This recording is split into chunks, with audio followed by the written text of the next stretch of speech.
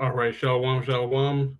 First off, give all praise, honor, and glory unto Yahweh, Bahashem, Yahweh Shai, Bahashem, Rakar giving double honors to the apostles and the elders of GMS whom taught me this truth. Salutes and honors to the elect brothers across the four corners who are enduring in both truth and in sincerity, all the men and women who follow. It's the brother Christ us from the fountain of living waters, coming back at you with another lesson through the spirit and power of Yahweh, Bahashem, Yahweh Shai. This lesson being entitled the power of the media. All right, so Lord's Voice is edifying. I put together some of these slides here, in hopes of getting the point across of the media, how kind of like going into the history of the media and the current state of the media and how it really affects uh, number one our daily lives, the transfer of information, and how it's gonna directly affect us here in the future. So without further ado, let's get to it. So the media refers to the various channels, tools, and platforms such as television, radio, newspapers, and the internet used to store, transmit, and deliver information, news, and entertainment to a wide audience, right? So, we're going to go over all the different types of media there is and whatnot, but this is just giving you a background, right, on the media. It says, as the plural of medium, meaning middle or intermediary, it represents the technologies and institutions that facilitate communication. Now, let's get this word media over here in the Etim Online. It says in the 1850s, a middle ground quality or degree. It says that which holds a middle place or position, right? The medium. Um, this actually the one we want right here. The second one. Many of the secondary senses are via notion. Here we go. Here we go. This is what it is. An intermediate agency or channel of communication from the former via application to air, etc., comes from the sense of one's environments or conditions. In a later sense, print publication, which later grew into media. Right. So basically, it's one person. Something happens over here, and a medium or somebody in the middle broadcasts it to everyone else. Right. So something happens, the media picks it up and tells everyone else what's happening. If you understand what I'm saying, that's the whole purpose of the media, to be a medium. You know, um, also a medium is a person who conveys spirits, like witchcraft. You know, reading crystal balls and shit like that. You know, talking to spirits on the other side. You know, the medium is just that, just that person in the middle.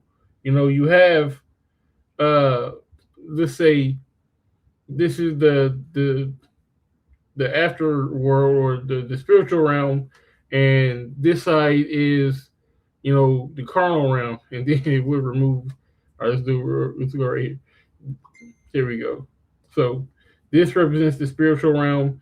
There's a person that in between who would speak to the spiritual realm and convey it to us in the carnal realm. So that's the whole thing about the media. It's just a in between, between the spiritual and the carnal in that sense. But one second here.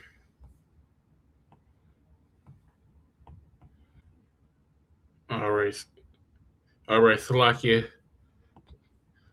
Um, so now that we understand that, let's get a scripture, right? This is Job 9:24. It says, the earth is given to the hands of the wicked. He covers the faces of the judges thereof. If not, where and who is he?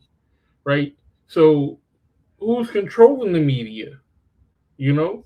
says the earth is given to the hands of the wicked, and he's covering the faces of the judges. How can one cover the faces of the judges if they didn't have the control of the world? You know, and how do they continue to cover the faces of the judges? Because they're in control of the media. They control the flow of information, the flow of communication. But that balance is shifting. We're gonna get into that here too. Um, it says that the media serves to educate, entertain, inform, and persuade, acting as a crucial tool for the public for public discourse, advertising, and marketing. Right. So that's what the media's job is, to educate, entertain, inform, persuade, and really deceive as well. You know, going back to covering the faces of the judges. Let's just go back to when you would knock the nose off a statue, so that you couldn't identify, that it was a Jake, so to speak, you know. So when the communication would flow, or when someone would see it, they would be misinformed, basically, you know. But you have to have power in some sense, or a platform to have this flow of entertainment, this flow of information, this flow of um, education, so to speak, to be distributed. All right.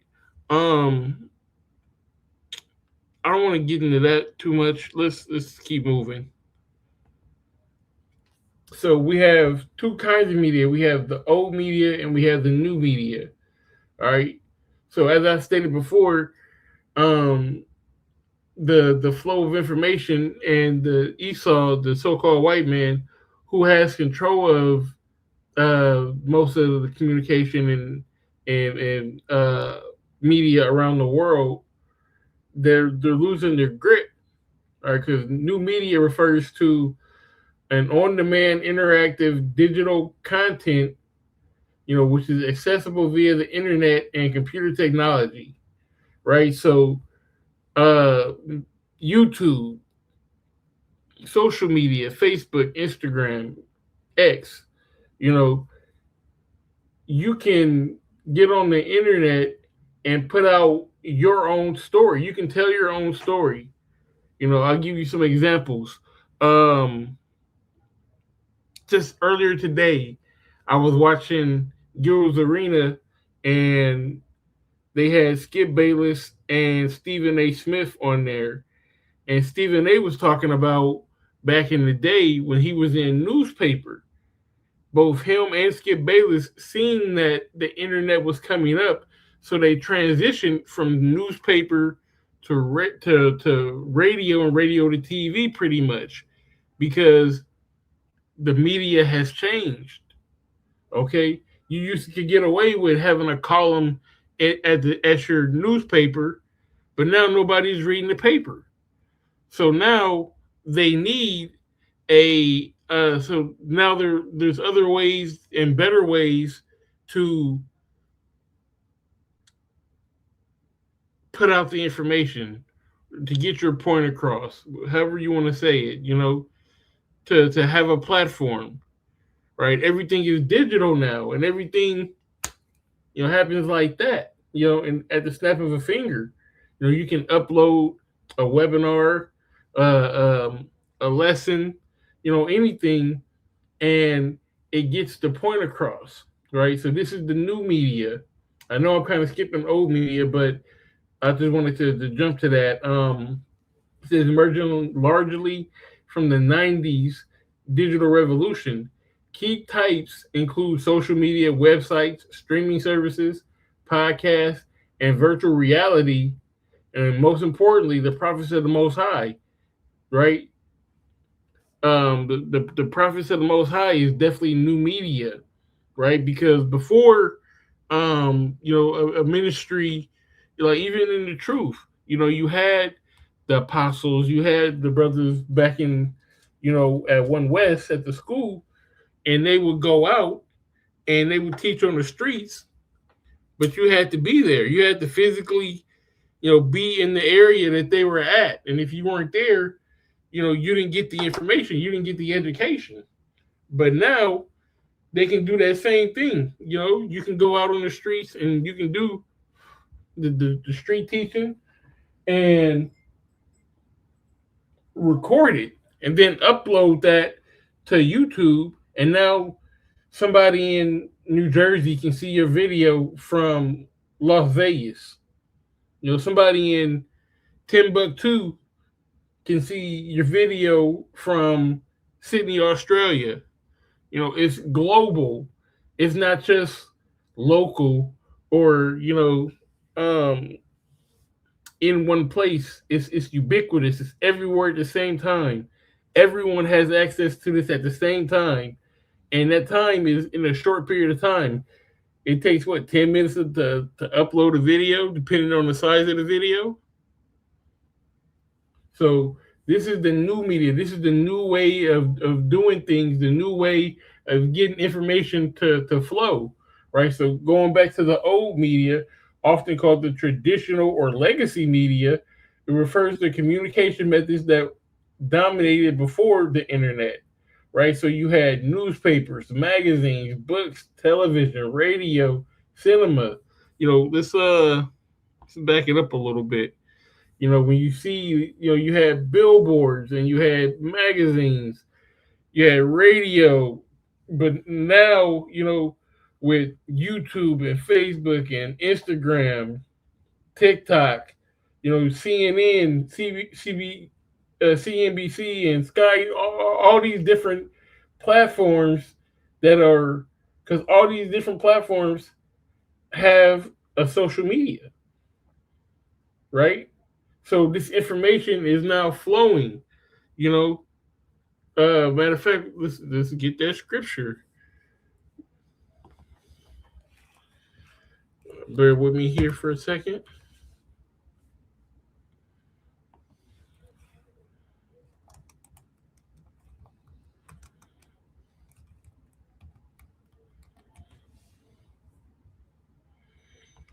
All right. This is Daniel chapter 12 and verse 4. It says, "But thou, Daniel, shut up thy words and seal the book, even to the time of the end. Many shall run to and fro, and knowledge shall be increased." Right? So as the knowledge is increasing, the ways to um convey media or convey information, the speed of it has increased. You going to newspaper or even these magazines, you had to wait for the weekly or the monthly edition of the magazine to come out. I remember when I was a teenager, they had the Source magazine, the Double XL, the Don Diva. They would come out with a monthly magazine, but you had to wait that month for it to come out. You had to go to the store every morning and buy that newspaper for 35 cents. It was 25 cents, then they raised it 35 cents. I think a paper is now probably like $1 or $2 now. But that's the world we live in. But you had to go to the source. Now, we have these smartphones and these laptops, computers, all these different devices. The media is always in your possession, is right there in your hand the whole time. It's just is right there. It's easily accessible. Okay. It says it's characterized by one way, centralized, and mass marketed communication, right? Centralized, right? You had to go to it to get it. You had to go to the store and get the paper. You had to go to the store and get the magazine, or go buy a book. You had to drive past the billboard, right? These forms, such as broadsides, billboards, and print advertisements, served as primary news and entertainment sources, right? But and Salakia, I missed this precept going back to the new media and the prophets of the Lord, being part of that new media. This is Isaiah 62:6. It says, I have set watchmen upon thy walls, O Jerusalem, which shall never hold their peace day nor night. Ye that make mention of the Lord, keep not silence. So you have to be on your watch, right? You have to be a watchman on the walls for the people, right? So once you get the information, you can be that medium to spread that information unto everyone else, to all the other uh, people, you know, um, the people who needed feeding the sheep of the Lord, right? The Lord said, "Feed my sheep. If you let me feed my sheep." All right, so now that we know what old media is and what new media is, and we kind of briefly went over who's running the media. Let's well, let's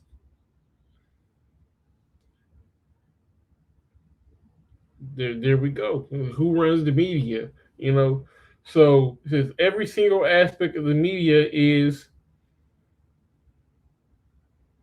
J double O, right? Sony, owns PlayStation, owns records, Sony Records, owns uh, television networks, all of that. You know, Tom Rothman. Let's look at these names: Bob Bakish for Paramount, Charlie Collier, Brian Roberts, David Zaslav, like all these, George Bodenheimer, Lou Wasserman, Barry Levinson, Harvey Levin, Brian Levine. These are all, J double O names. Let me move this out the way. Here we go. These are all J double O names. And, we're going to get this here in a second. But, fuck you. We read this precept, Job 9:24, the earth is given into the hands of the wicked, you know, they're running the media. This is Psalms 17:13-14. It says, Arise, O Lord, disappoint him, cast him down, deliver my soul from the wicked, which is thy sword, right? From men, which, matter of fact, I'm sorry, I kind of jumped the gun with this precept. We're gonna put a pin on this, and we're gonna revisit that. Let's just get this. I got a video I want to play, so we'll come back over here and let's let Kanye talk for a second. You getting vilified. I mean, you might think you're right, but I think there's a whole world out there that's condemning you for what you said. Okay, so this right here is a chart of Universal Studios, 20th Century Fox, ABC News, CBS News, Columbia Pictures, Warner Brothers, ESPN Sports, Fox News, Washington Post, Metro Goldwyn Mayer, MTV Music Television, Nickelodeon, USA Today, Wall Street Journal, Comedy Central, NBC Entertainment, Google, what else do we have? Disney, ABC Kids and Family, YouTube, Los Angeles Times, Discovery Network, Paramount Pictures, Facebook, Huffington Post, Yahoo, Marvel, Hulu, Cosmopolitan, Time, Touchstone, Associated Press, Pixar, Miramax, HBO, New York Post, LucasArts, MSNBC, DreamWorks Animation. Now, the thing is, I skipped over maybe about 5 of them because it was just unclear on this list. The red are the executives that are Jewish at these companies. Right, so I got a blown up version of that over here that we can check out. That's crazy. That's crazy. These are all executives in the red, and you can see it's a hell of a lot more red than green and blue. I'm not sure what the green. Oh, the green is Alphabet. And he's got some of them that are red and green. You know, and the blue is, I can't see what that says. Normal, no more. I don't know. I don't know. But you can clearly see what the green says and what the red says. So what's really going on? This is why, the alphabet agenda is being pushed. Look at all the alphabets that are in positions of power. You got presidents, you got CEOs, you got founders, owners, vice presidents, and chairmen. Just running up the tab. All right. So going back to who owns, the most of the media. Let's get this, because I asked Google, are most of the newspapers owned by JOOs? And you gave me some of these old newspapers, but it's basically was saying no, they don't own them, which can be argued. But this guy, and I want to kind of transition to a different port. I want to go in on this guy Gannett. So this guy Frank Gannett says Gannett, a publicly traded company, owns 310 total papers, including the USA Today, and the largest newspaper group in the country. Right? They own 310 newspapers. So that's really a biased source of internet, or of media, because all these papers are going to say the same thing from the same point of view. They're going to push the same narrative. Matter of fact, I'm glad I said that. Let me put a pin on this because there's a video that I wanted to get that I need to get it right now while it's in my mind. So 1 second. Okay, here we go. San Antonio's Headley. Wolf.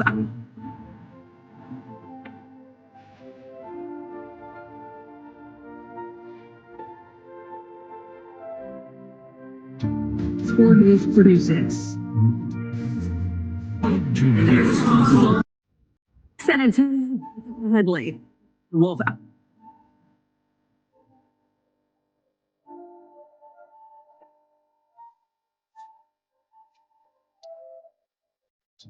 Sport News produces.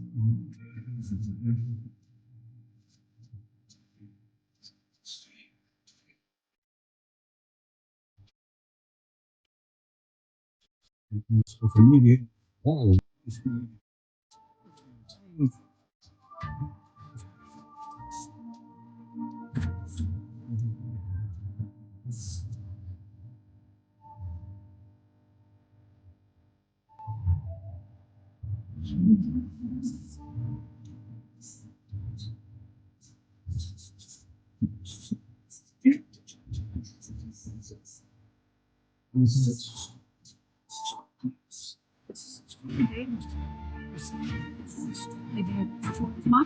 It's extremely dangerous.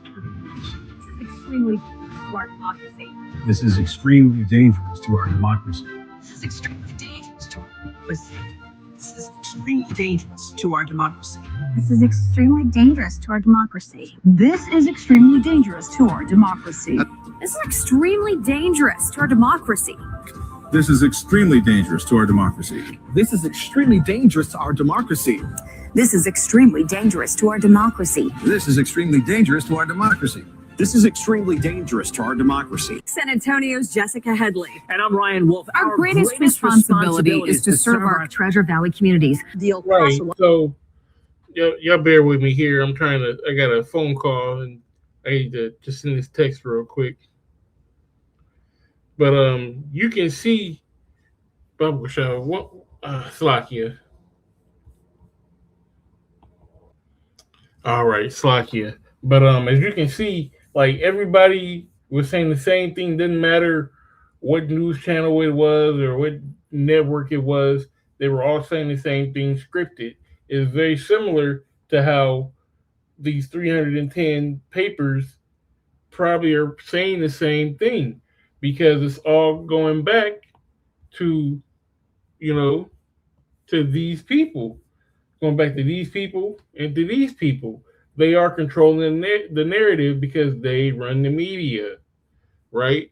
So let's talk about this guy Frank Gannett, because when you control the media, you control the narrative, and this guy really controls his own narrative. So let's go into Frank Gannett, right? So he was born 1876 and he died in 1957.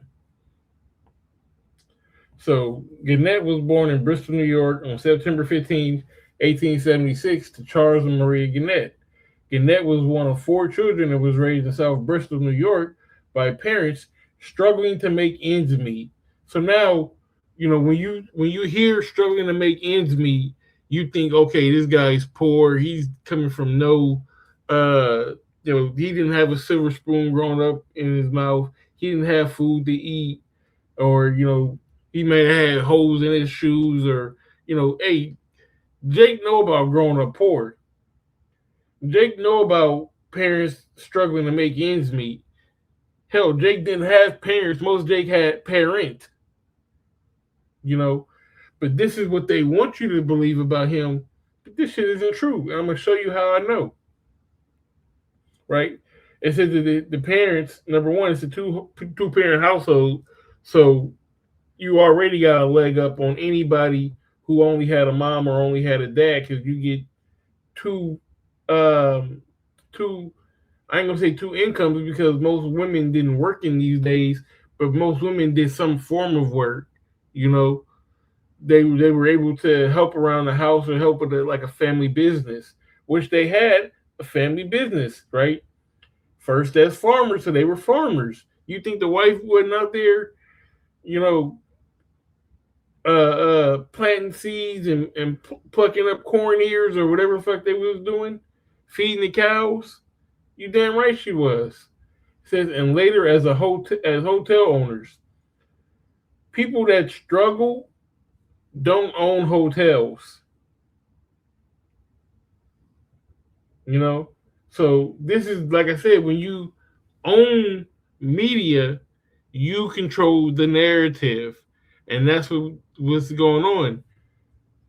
They're controlling the narrative of his life right now. This is a in real time example of how the media works. All right, it says Gannett's interest in the newspaper business began as a child when he was a newspaper delivery boy for the Democrat and Chronicle. This job provided Gannett with money to buy his own clothes as well as some pocket money. All right, it says after graduating from Boulevard High in 1893, Gannett took a year off from schooling to raise enough money to further his education. So he's saying that he put himself through college. In a year, he got enough money to go to school, right? He says during his break, Gannett also took a competitive exam for a scholarship. Gannett was awarded the scholarship and began his college career at Cornell University. He was closely associated with Rochester's Unitarian Church, right? So now, I ain't gonna speculate on what relationship he had with the church. It could be many different ones, but this is where I really want to bring it into play. So it says Frank entered Cornell as a part of the class of 1898 with $80 to his name. And I just said that he raised enough money to go to school, but now he only has $80 in his name, which is also both deceiving. Number one, they're deceiving because he raised enough money to go to school, but now that he starts school, he only has $80. I know, tuition is more than $80, But even with this $80, that's deceiving. Remember, it's 1898. 1898, $80 is the equivalent of $3,000 today. So that's a lot of freaking money. I'm pretty sure. Well, let's see.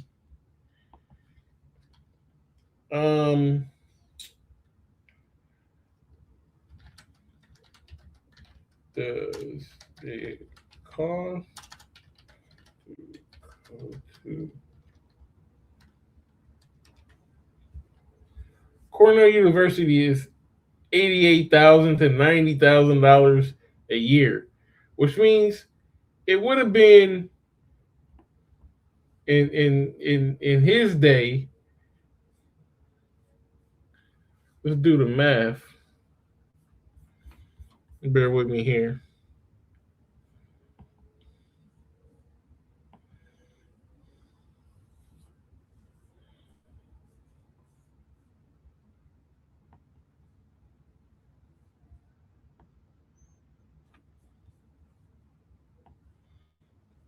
Because we're gonna keep reading. We're gonna get the math. It's gonna be a lot easier once you get this right. So we're gonna put a pin on that. $80 is, $3,000.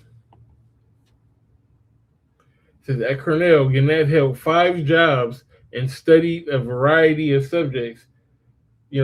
How you can work 5 jobs and go to school. Maybe you can, maybe you can't. But legends grow as time passes, if that makes sense.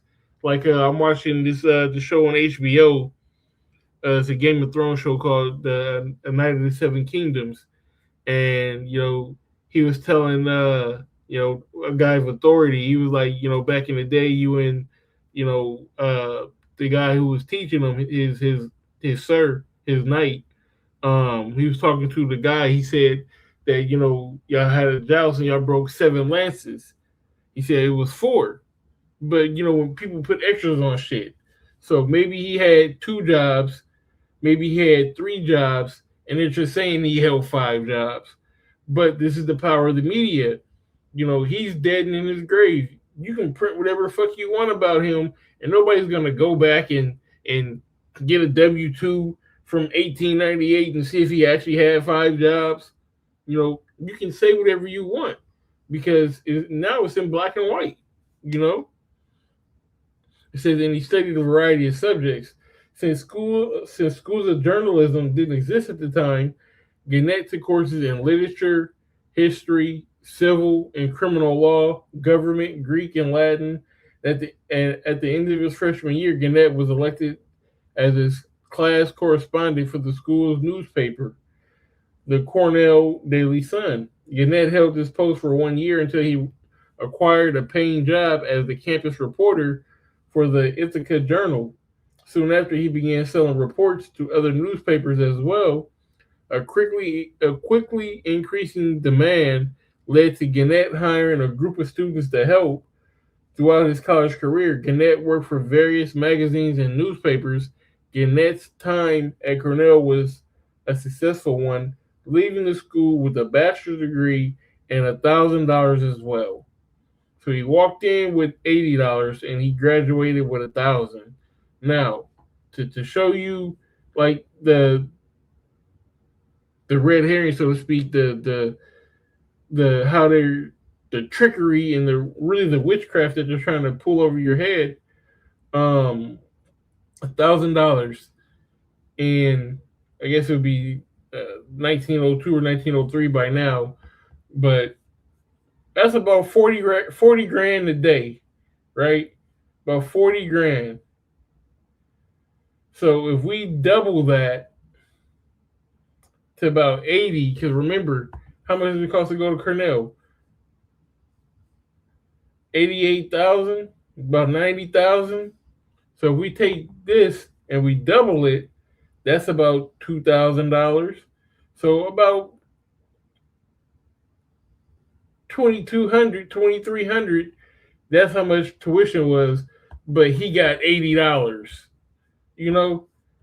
The numbers ain't numbering, But this is the power of the media, and this is the only reason I really wanted to go into that. This is the guy whose company owns 310 newspapers around the country, not the world, around the country, and his bio on Wikipedia don't even fucking make sense. Now it's Wikipedia, and they say, well, you can't trust Wikipedia because you can change it and put whatever. Well, yeah, who the fuck you think put this up? Who you think? You think his company, the Gannett company, didn't put this exactly how they wanted it to sound? Of course they did, But enough about Gannett. Let's let me see. So, oh yeah. Matter of fact, Slocky. A little bit more on Gannett.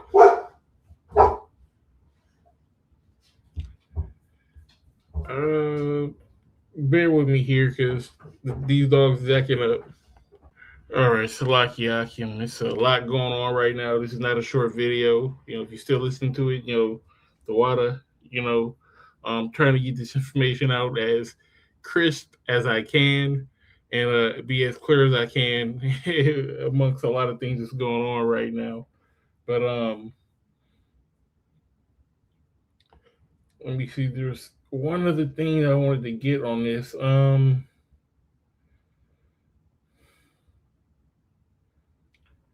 Damn.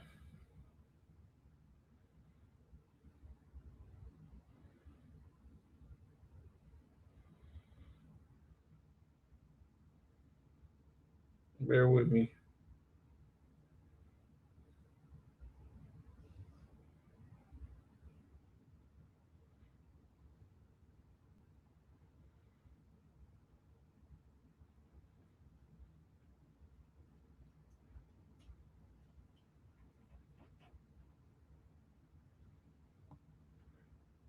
All right, forget it. We'll move on and we'll read this precept. This is Psalm 17, 13 and 14. It says, "Arise, O Lord, disappoint him, cast him down, deliver my soul from the wicked, which is thy sword, from men which are thy hand, O Lord, from men of the world, which have their portion in this life." Gannett had his portion in this life.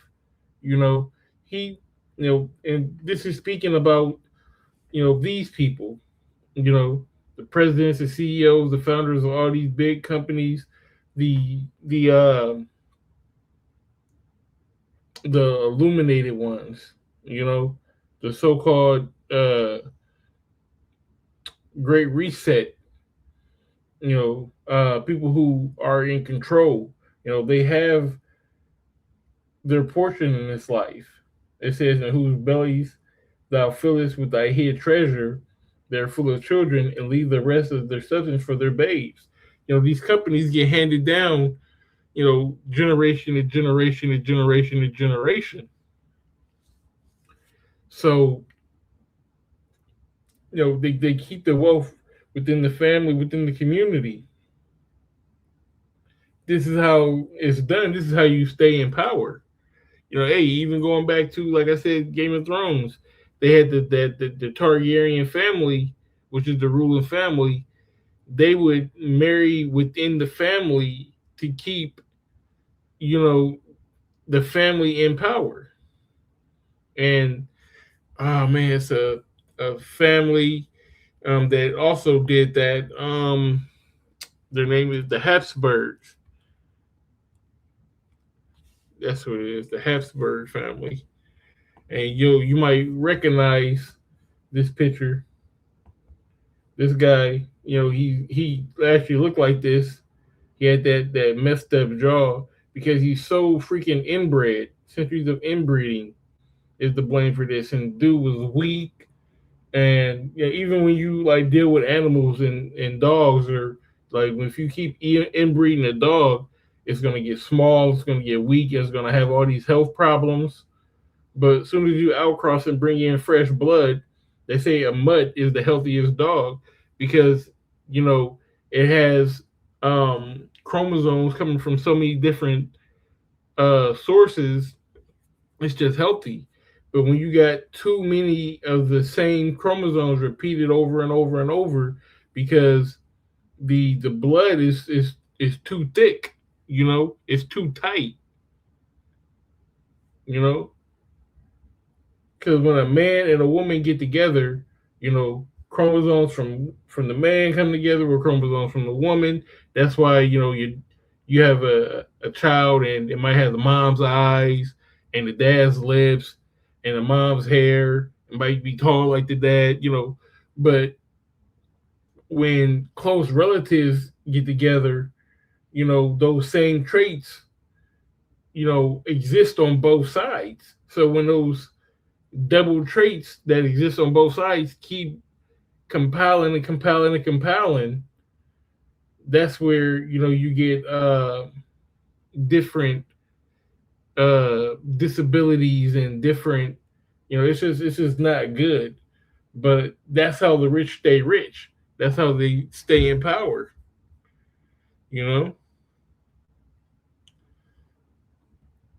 All right, so I think that might be all we needed with that, and then we can move on to these the print media. All right, so print media. We talked about Gannett. The New York Times. The New York Times is owned by the New York Times Company, a publicly traded entity that has been under the controlling ownership of the Ochsberg family since 1860 or 1896, who are Ish people, right? Arthur Ochsberger, Schultzberger was born to a JOO family, right, in 1926 in New York City. The son of, you can read them. But even the New York Times is owned by the JOOs, biggest newspaper in the country.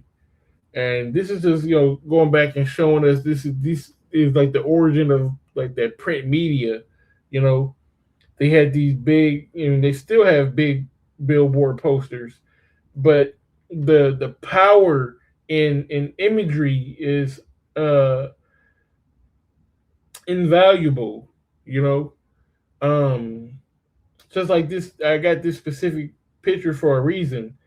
In the early the 20s and the 30s, the smoking industry, the cigarette companies, they wanted to increase the amount of smokers, right? So you had them do these big media campaigns, and they made smoking look cool. Oh, he's a pilot and he's smoking Camels. They put women with cigarettes, because before that, women really didn't smoke cigarettes. It was a very nasty, frowned upon practice. But they used the media, they used billboards and commercials and jingles on the radio and all kinds of things to make it seem cool. And then guess what? Cigarettes start selling, right? This is the power of the media. And it started with the print media, your newspaper articles, so on and so forth. Now, Getty Images. I want to get into Getty Images. I thought I had something on them. I should have had something on them.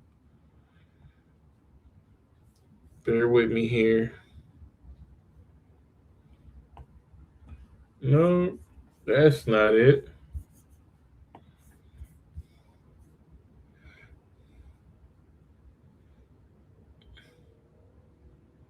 Damn.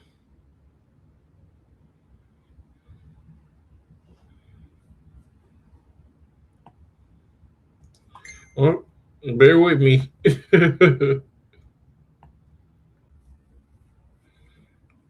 Okay, we're good. I did have it. So, I asked Google, how does Getty Images own everything?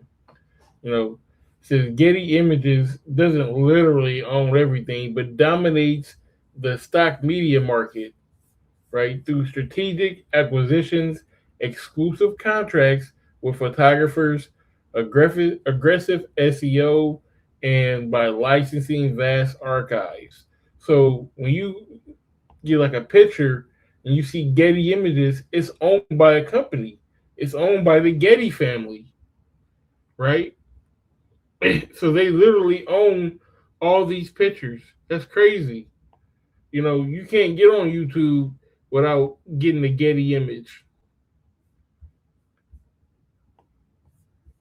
So, let me see. Bear with me here. Here we go. So, how does Getty own so many?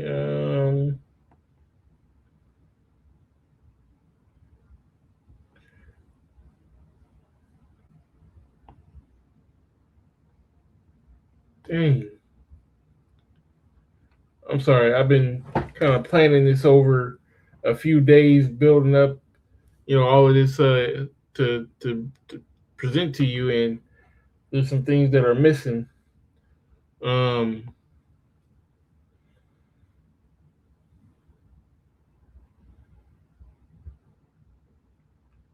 there's more information I wanted to get on these people, but I don't remember exactly what it was or how I had it. But try to forgive me, Akim.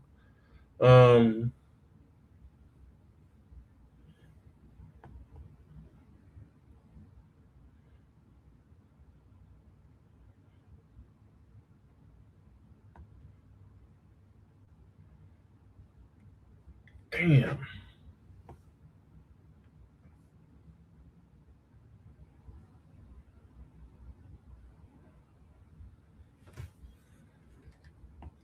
Let me see.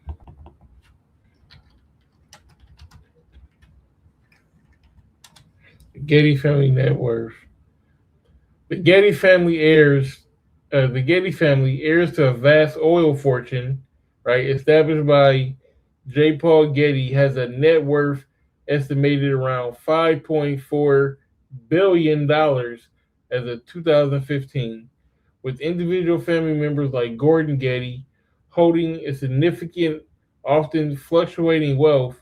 The family legacy is rooted in Getty Oil, sold in the 1980s, and is now often associated with the multi-billion-dollar J. Paul Getty Trust, which funds the world's wealthiest art institution.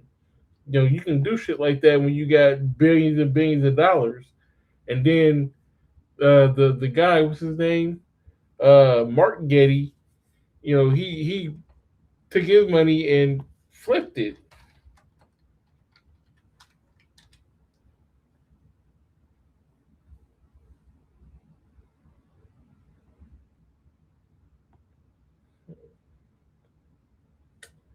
So that's all we need with them. Just know if you got any picture, if you see any picture, they own that. They own that shit.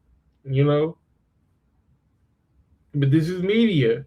This is why there's certain pictures that were around, in the early 2010s that you can't find those images now.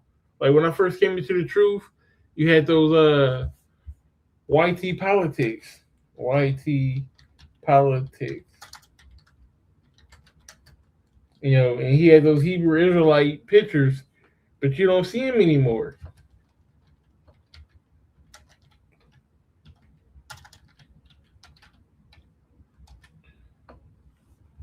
Now you don't see those old cartoon pictures that were very prevalent back in the day.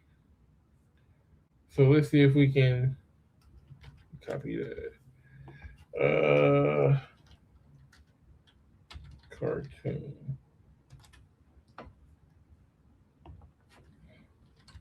Yeah, you don't see those old pictures, but everything is like AI based, or some of them is like hand drawn, but those old YT politics pictures from the early days of the truth that look similar to this style, I would say, but not nearly as good.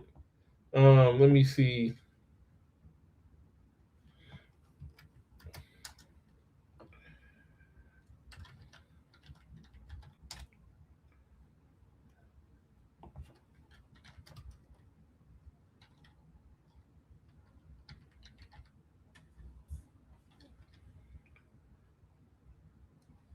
Yeah, see, and you don't see none of those pictures. Why? They've been scraped. They've been scraped off the internet, and I'm not sure what happened to YT Politics. He kind of fell off, so to speak. He had he was never really, on the highways from what we could see, but he would do the pictures, and that was his lot. But that was shit 10+ years ago. I mean, let's see if we can. Just bear with me here.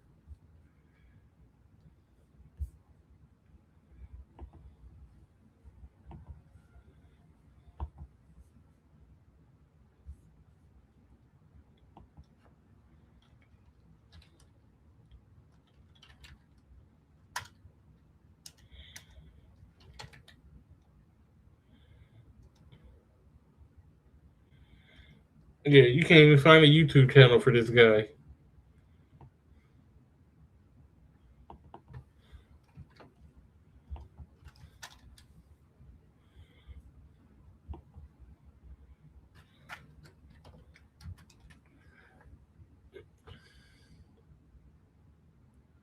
But I've seen some of his work on like Pinterest. Let me just bear with me here.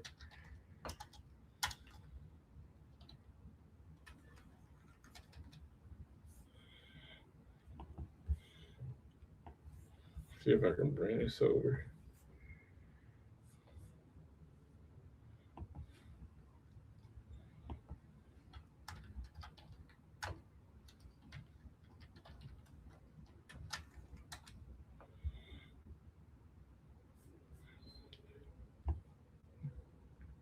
Yeah, you still really don't see none. Let me see.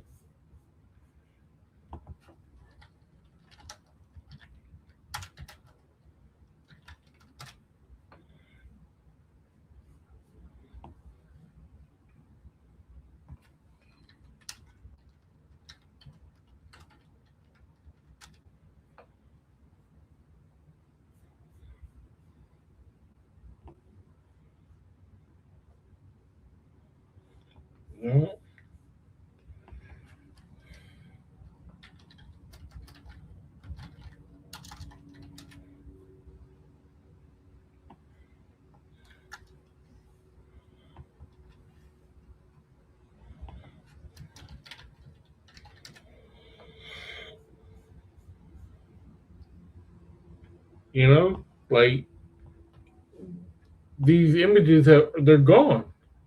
They're gone. Scraped from the internet.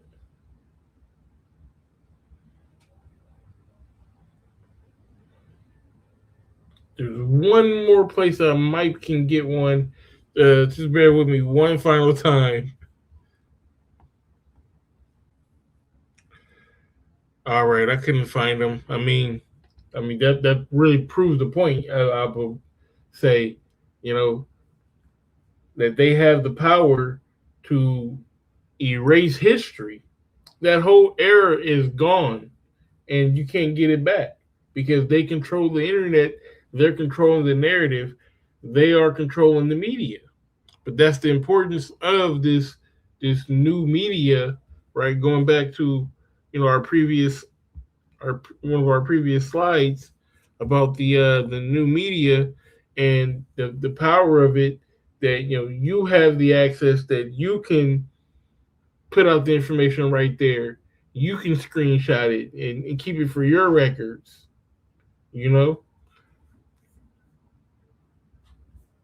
So moving on from print media, right?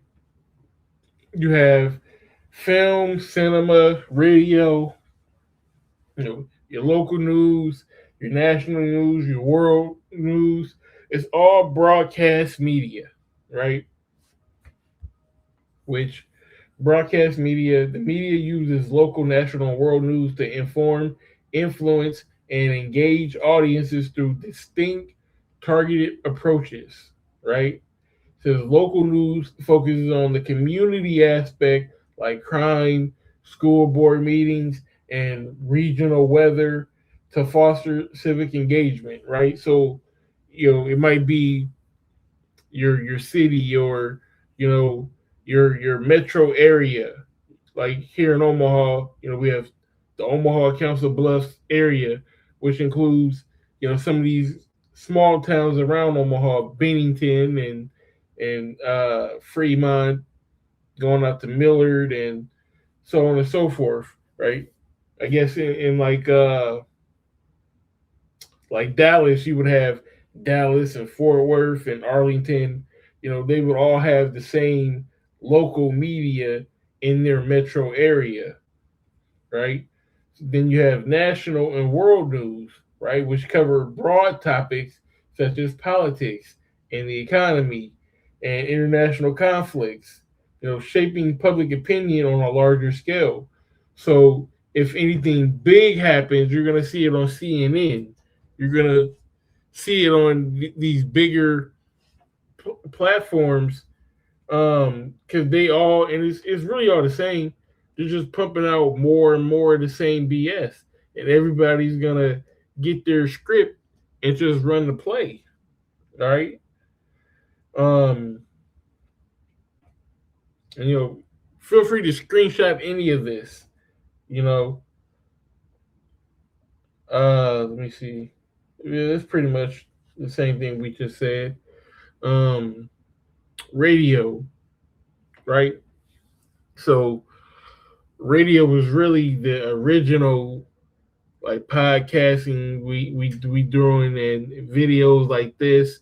Radio is where it all started. You could watch you couldn't watch a baseball game. TV wasn't the magnitude that it is right now. TV came later, but you had radio at first. So early radio revolutionized news dissemination in the 20s and through the 40s by providing near instant live updates, ending print media's monopoly. That's a key thing. Print media had a monopoly on news. You had to go to the newspaper, to a magazine, a billboard to get any kind of news. Of course, word of mouth, but once radio came along and got some steam, now you can listen to the baseball game on the radio. You may not be able to be there, or you may not be able to see it on TV, but if you can hear it on the radio, now you're good, right? Of course, if like during the war, you would get your updates on the radio. I believe just like an old movie, A Christmas Story with Ralphie. They was listening to the radio. That's where you got your news. It says it fostered national unity, allowed politicians to connect directly with citizens, such as FDR's fireside chats, and reach even illiterate populations, because everybody that can't, if you can read, you can't get a newspaper and see what's going on. But you can hear and you can understand. And if you can hear and you can understand, you can listen to the radio. It says instantly transforming public awareness and shared experiences. So give me a moment. I know I keep stopping, but I gotta get these dogs their food real quick. Just one moment. All right. We back at it. So film and cinema. So we just spoke about radio and radio's influence in the early 20s and 40s. But now radio has really taking a back seat, to film, movies, and social media. Most people I know, even radio has evolved into like what's that shit? Shade 4 or 5 and um it comes with your car.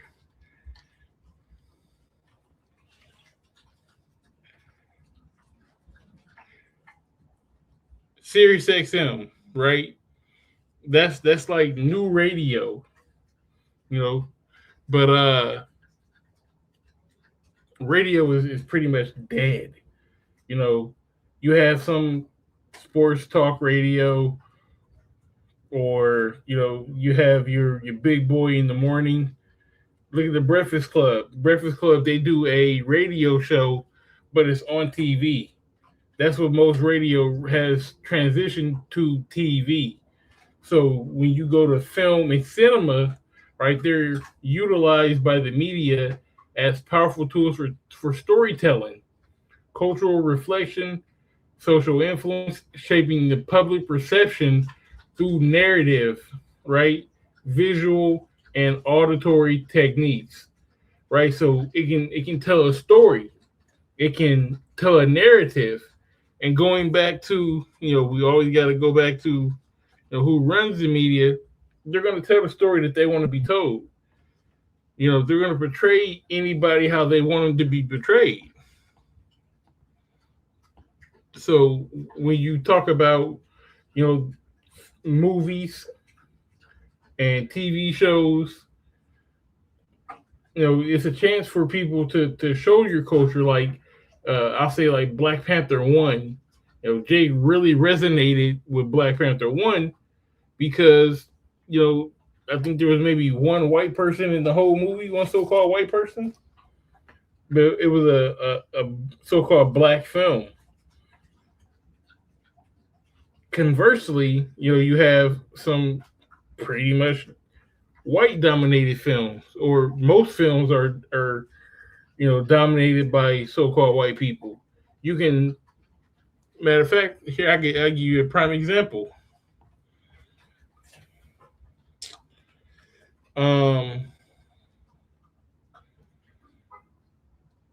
What was that? What's it called?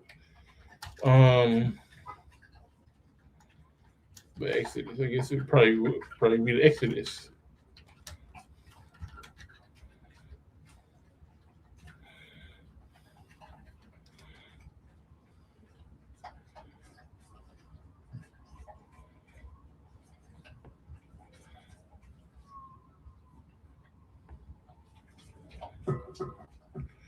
It's not the one I went the one with.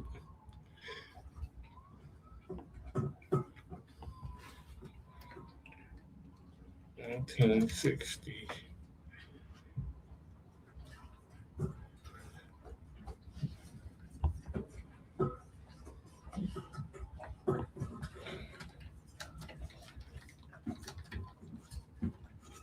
The Ten Commandments, that's what it was.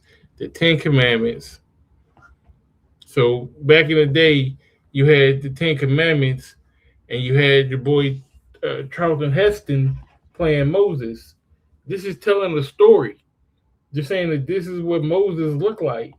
Like, we can get this in 9 decades of Moses at the movies, right? And he's portrayed as a so-called white guy, but in the cartoon, he looked more accurate. He looked more like a Jake, But let them tell it. This is what Moses looked like a white guy, But this is the power of film and media. It's like a film and cinema to tell a story with pictures and moving images and going back to what did it say?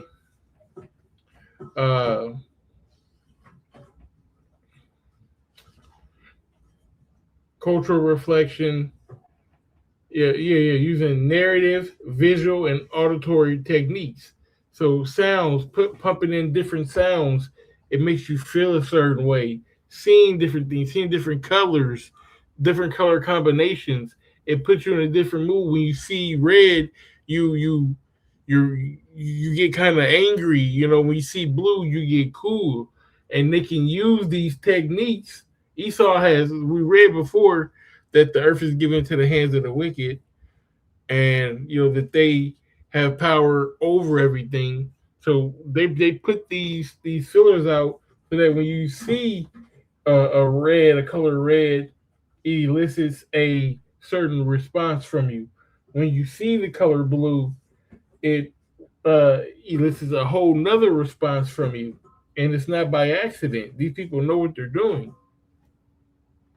Okay? It says media outlets use film for entertainment to drive consumer habits via advertising and to disseminate political ideology and to address social issues. So, and you know, going back to the slide that we had before, all these different movies, all these different media outlets, you know, for film, for cinema, this is who owns them. This is who is calling the shots. Not only this, but the music industry. You know, why anything that's coming out musically, well, going back to, and this is the beauty of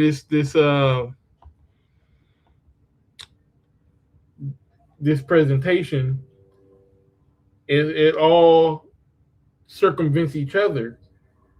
Old media, or the old way of doing music, you know, you had to go through the label, you had to get signed and get a record deal, you know, but now new media, you can upload your own song to a platform and get traction and make money, and you can bypass the old media, you know.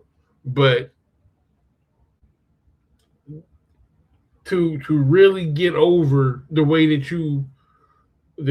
people want to get over, or aspire to get over, to be a multi millionaire, you know, you have to use the JOOs, man. You have to use these people. You know, they're the ones they'll kill your push. You know, you can have a hit song. You know, how many people have you heard with the so-called one-hit wonder? You know, they drop a fire song, and then you never hear from them again. Well, they probably didn't want to get down or lay down. You see how many, you know, green boxes are here. You know, you want that kind of money, you're going to have to lay down. And you know what I mean by that.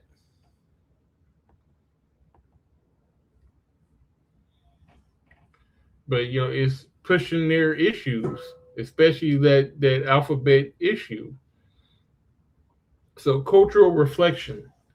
It says films document social trends, fashion, and language, often reflecting the values of society while simultaneously shaping its collective image, right? And you can screenshot all this, but I'll just kind of speed through it. Social awareness and political influence. Media uses documentaries and feature films to highlight social issues like poverty or human rights abuse. They can also be leveraged as propaganda to influence political opinions or sway public perception of government institutions, right?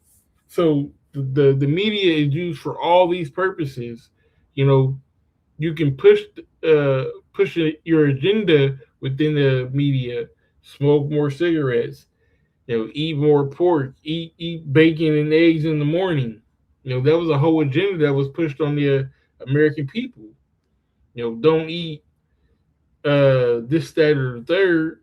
Most people didn't eat, you know, the typical American breakfast of, you know, sausage and eggs and ham. You know, that was all a media campaign to sell more pork bellies.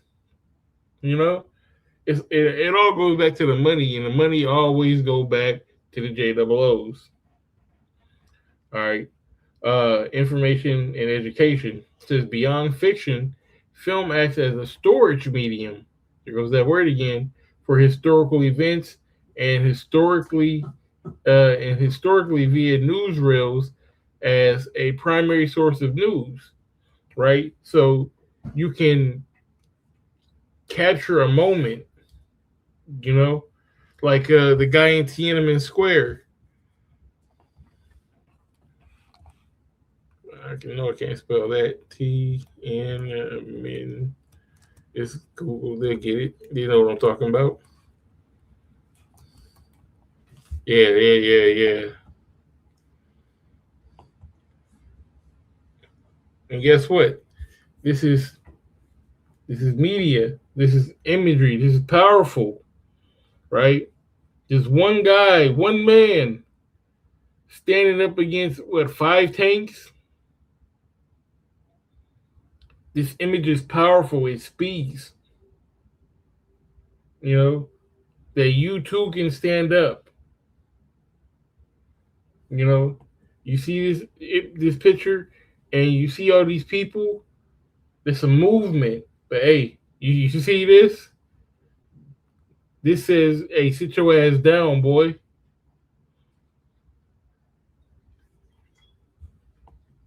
Images are very powerful. This is a very powerful part of the media. And now we have access to it at a click. This is the importance of the media, right? Ultimately, like I said, for the Most High's prophets to push his word, to push his agenda. This is getting kind of long. I'm here for over an hour. But hey, I'll do this for another hour if I have to, just to make sure, we get this all out. Lord's will, I can come back and chop it up. But, for right now, we're gonna keep rolling. Modern distribution or convergence. Cinema is no longer just theaters. It functions as a digital medium on streaming, television, and mobile devices, allowing media to reach global audiences instantly, right? So, we talked about that. You can upload a video, and somebody in China can watch it right then and there. You could drop a movie, Black Panther 4, and watch it anywhere in the world. Audience interaction. Social media is used by the film industry to gather real-time feedback, influencing casting, editing, and market strategies. Because if you put a clip out and you start looking at, well, what are people saying on Facebook? What are people saying on X?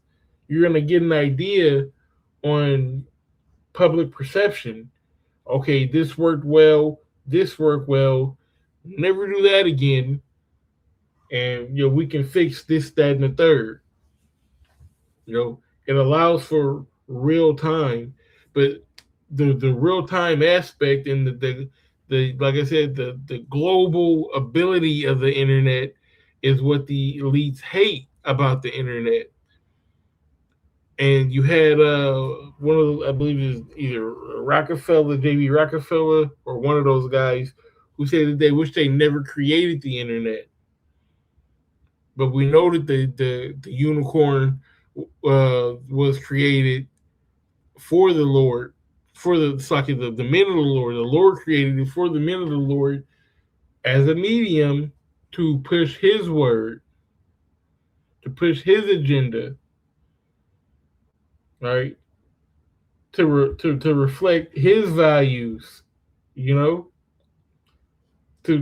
simultaneously shape the image, the collective image of Yahweh B'Shem Yahushai.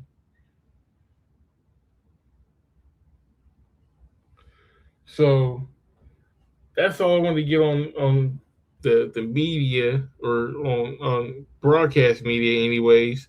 We're almost done here. I think this is we got 2 more.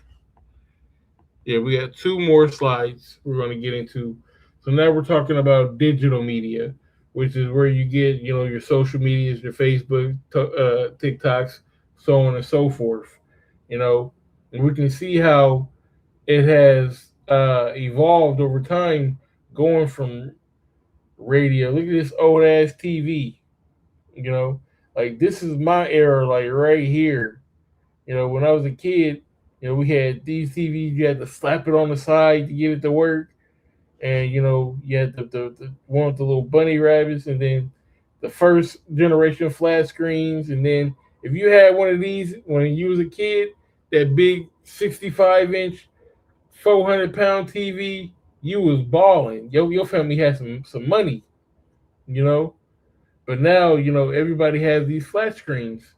You know, same with radio. They had these old style radios and transition radios, and then, you know, when I was a kid, you know, you had a cassette player, and then you know that transitioned into a Walkman, and then you know you had your what are they called? I don't even remember what they're fucking called. Like little MP3 players, and Apple had their. It's not an iPad or. It's from the 2010s. I can't even remember what it was freaking called, but it had all your songs on it. It was the same thing, you know. And computers. You know, when I was in elementary school, I remember these little box computers. You know, we used to play number munchers and things like that, and Oregon Trail. And now I'm creating, you know, an hour and 30-minute video, you know, using a computer. And all of this right now is on your phone, right? As big as this TV is, and as much it took to process one of these computers, you can all have this right now in the palm of your hand. Right here. All in the palm of your hand. There you go. You know. And that's what people are doing this for. Like the social media has totally changed the world.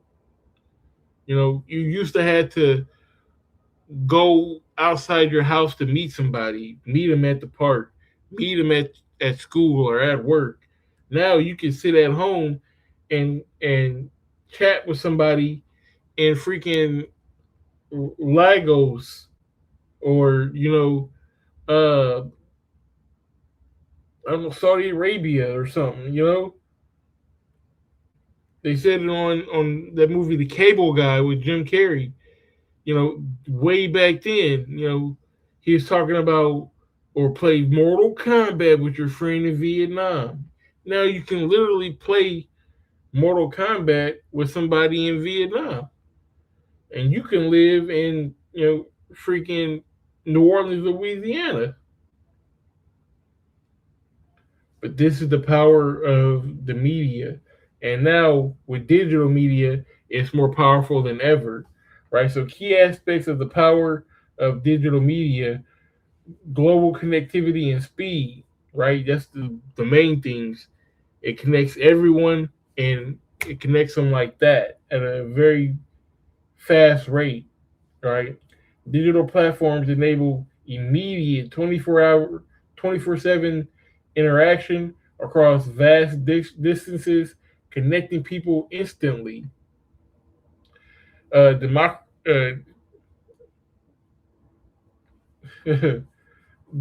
Democratization of content. Anyone with internet access can produce and distribute content, right? Anyone can do it. Everybody has a platform now, challenging traditional media gatekeepers. Before, you know, if you wanted to tell your story as, you know, a basketball player, somebody that's in, you know, the public eye, you know, papers will write whatever about you, you know, they'll say, you know, so and so said X, Y, and Z, and misquote you. But now, you know, most of these athletes have their own podcasts, or at least they have a Twitter, or, you know, something that they can put out a statement of their own and kind of beat, you know, the bloodhounds, the media, newspapers and the TV or the news shows or whatnot, they can tell their own story.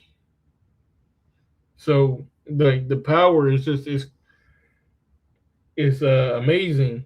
Matter of fact, let's go back. Let's go back. One thing that kind of really influenced, this lesson, the movie Light It Up, right? They talked about the power of the media, and they tried to say that. Let me pull it up real quick. Maybe I don't remember Light It Up.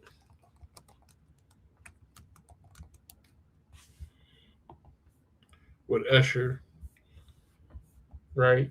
Had Usher and old girl from Roseanne and Sticky Fingers, not Sticky Fingers, Onyx, and Rosario Dawson, right? They in the old beat down school, and this guy right here, Ziggy, he gets in an altercation with Forrest Whitaker and shoots him, and now all of a sudden they're all gang members, this, that, and the third.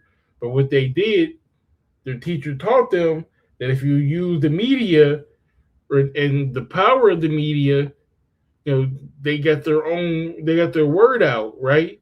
They posted on the line what really happened in their side of the story, because you had people saying that they were thugs and they had 1,000 guns and this, that, and the third, but they were able to tell their own story. So now public perception goes from, well, we got to get rid of these kids, we got to shoot them down at all costs, they're dangerous, to, oh, well, now they have public perception on their side, we can't just shoot them down. Very good movie. Very good movie. High engagement and personalization. Digital media allows for tailored, interactive user experiences rather than passive consumption, right? So if you read a newspaper, you're just reading what somebody put on a page. If you're watching CNN, you're just watching somebody talk on the screen. But on Facebook, on Instagram, on YouTube, you get an opinion. You can put a comment on there. You can say, or this right here, you can like somebody's picture, or you can meme face it. They have emojis that convey emotions. It's a whole new ball game. It's a whole new ball game. You can interact with the news itself, and then people will do a response. People will respond to your comment. People will do a video based off of your comment. The economic transformation, it has revolutionized commerce, marketing, and advertising by allowing brands to target specific audience with high precision. That's why if you go to watch any kind of video that's like in the manosphere, what they call it, you get these Tej Henley videos. Everybody has a skincare routine, and all of a sudden, because they're getting paid. Or you watch any sports podcast, and here comes DraftKings, because they're paying for they're using those advertising dollars to get in the face of their demographic, the people that they want to sell to. So if you're watching, LeBron James podcast, and it's going to be sponsored by, freaking DraftKings, well, anybody who likes basketball is going to watch LeBron James, so they're probably going to be interested in putting in some bets, betting on sports. They're targeting a specific audience with high precision. There's a social and cultural impact. It shapes public opinion, influences political discourse, and acts as a primary source of entertainment and information, particularly for younger generations. Now, older people are getting ingratiated, but I think my generation was like really that last generation, you know, those 80s, 90s babies, we played outside. We had to be home before the street lights got on, you know. We had the big TVs with the booty on the back that we had to slap to turn on. We had VCRs and the original Nintendo, but we also have computers, and we grew up with the MySpace and Black Planet, which evolved into Facebook and Instagram. That generation, we've gone through the whole gambit, but these kids now, they didn't have that back then, or they didn't have that. Kids don't go outside and play no more. They don't play Foursquare. They don't play curveball. They don't play Kill a Man, or whatever some people call it. I ain't gonna say, I'll call it Kill a Man. That's what we call it here. We call it Kill a Man. But they don't play outdoor basketball, or they're in the house on the game.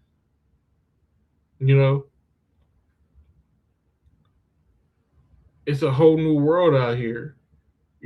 If I missed the school bus, I had to take 3 city buses to school. Now you can just catch an Uber.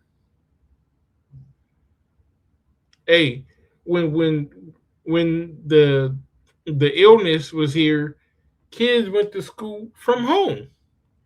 I currently work my job from home.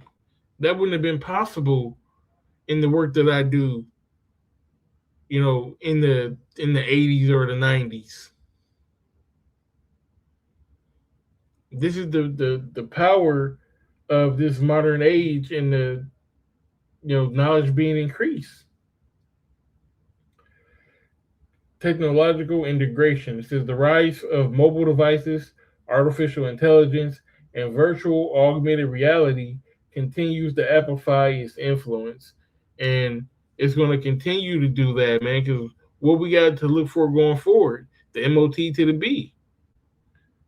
Matter of fact, let's back it up a little bit, because see if I can catch the talking point.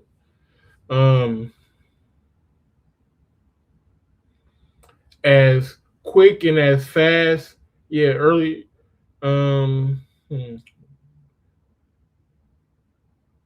Okay, I'll put it to you like this: as quick and as fast as media is, and you can access the whole world at the drop of a dime, they ready to shut shit down. Right? They're ready to make that big, expansive world that we're in right now closed. Right? They don't want you to have access to your friend in Vietnam. Right?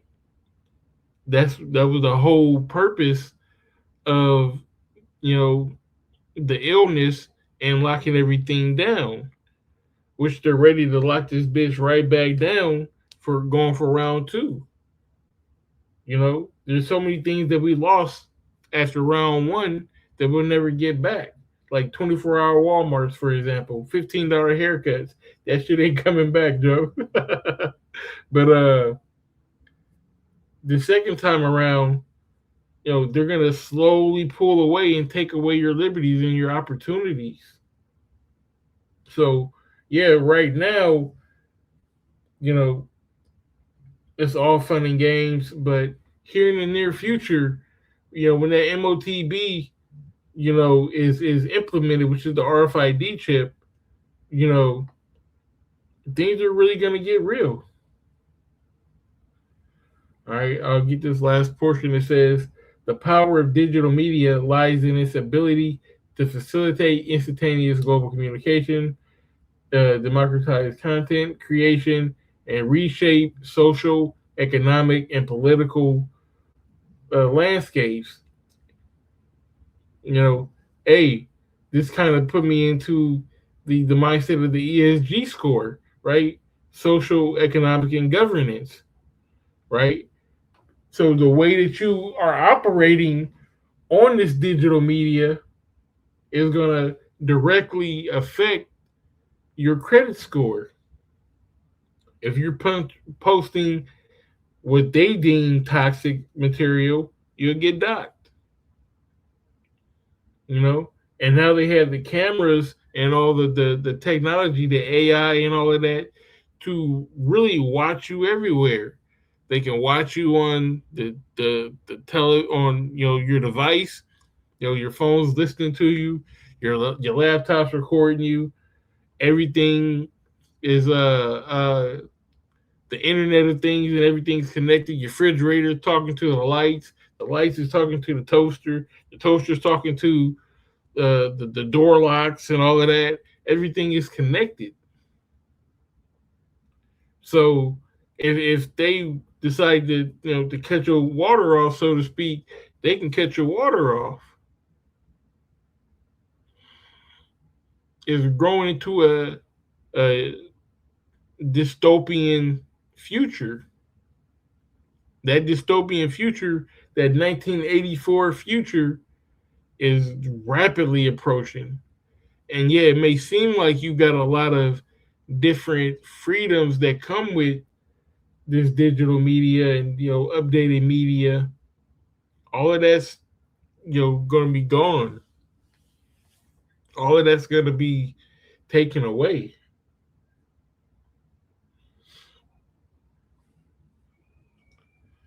So let me see.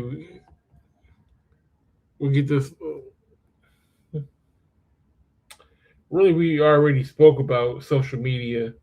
So if you want to screenshot this, go ahead and screenshot it.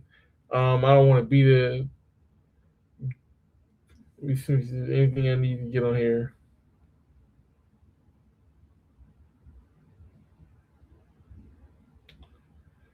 Yeah, I mean, we spoke about all of this. So, hey, this is the perfect time to end it. Lawrence Wells is edifying. If you got through this whole thing, Dawada, I appreciate it.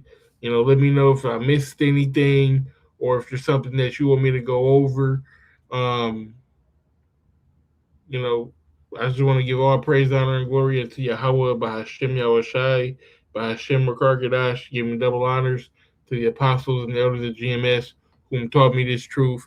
Salutes and honors to the elect brothers across the four corners who are enduring in both truth and in sincerity, all the men and women who follow. Shalom.